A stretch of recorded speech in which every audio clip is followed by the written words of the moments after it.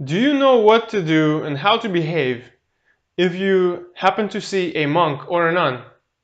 In this video, I want to share with you 3 things not to do if you see a monk or a nun. Number 1, do not offer them money. Monks and nuns have a disciplinary code which prohibit them from accepting money. Every month, Buddhist monks and nuns repeat a set of rules that they follow, called the Patimokkha rules. This is a long list of disciplinary codes of conduct by which they promise to live. It is the vows which define their lifestyle. One of the most important rules is the vow not to use or accept money. Monks and nuns have entered the religious or the monastic life as a way of getting away from the worldly life, which is characterized by dealing and handling money, finances, and all of the headaches and hassles that is associated with trade, commerce, and business, which really has the ability to take over the mind and create a serious hurdle for the contemplative life. So please do not offer monks or nuns money. Instead, if you want to do something helpful for them, you may offer them food, which they should accept if it's before noon and it's the proper time for eating. You can also offer them your assistance. Monks rely on lay people for help with many things, such as driving them to different places. They may need assistance with housing, living.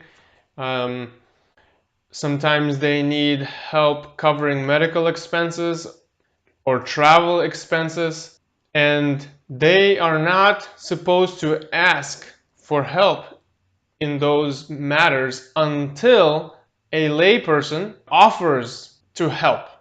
Number 2, if you happen to be of the opposite sex to the monk or the nun, do not ask for a private consultation. Regardless of how innocent your request or your intentions may be.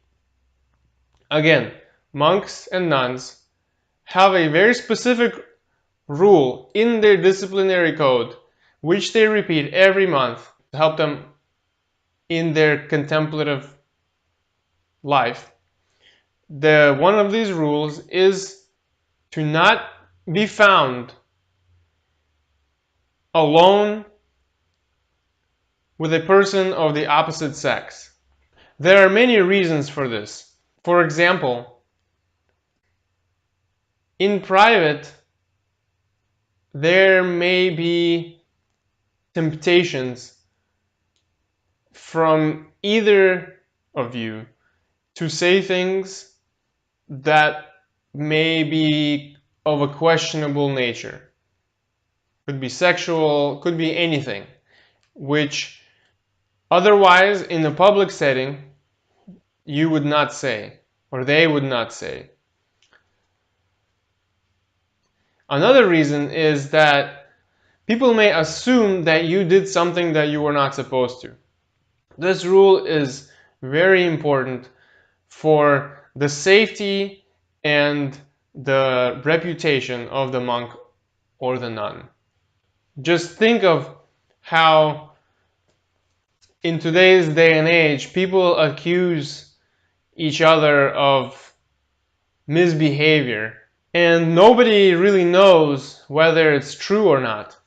But if at least you are never found to be in private together, then there is so much less reason to suspect any wrongdoing. Finally, Number 3, do not flirt, seduce, or make suggestive conversation of a sexual nature to the monk or nun. One of the most important reasons why monks and nuns take on the monastic life is to get away from all of the sexually suggestive influences in our world, so that they can clear their mind, calm their mind, and get deeper meditative states and insight for which they have taken up the monastic life.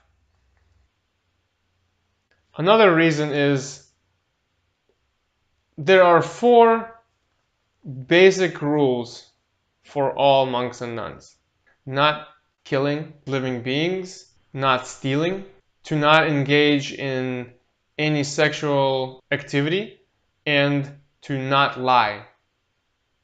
So this third one, what it really is a life of total celibacy. And if you were to flirt or seduce or make any sort of sexually suggestive remarks, you are going completely against the lifestyle that they have taken up. Instead, when you see a monk or a nun, take the opportunity to ask them about their life, about their practice. There's a lot that you can do and learn from a monk or a nun. To recap, 3 things not to do when you see a monk or a nun. Don't request for a consultation in private. Do not offer them money. And do not flirt, seduce, or make sexually suggestive comments. That's it for this video on what not to do when you see a monk or a nun. See you in the next video.